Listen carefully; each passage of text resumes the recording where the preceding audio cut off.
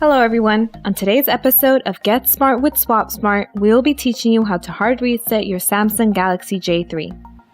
Before we begin, make sure your device is powered off by pressing the power button.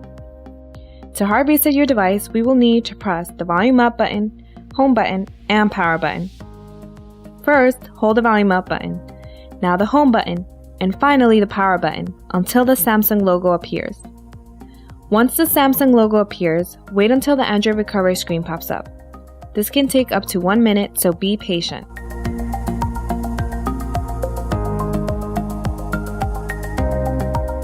When the Android recovery screen appears, use the volume down button to navigate to wipe data, factory reset, and press the power button to select. Navigate to yes by pressing the volume down button and confirm by pressing the power button. Wait for the factory reset to complete and you're done. If you found this video helpful, please subscribe to our channel, like the video, or leave a comment. We'd love to hear from you. Thank you for watching. Until next time.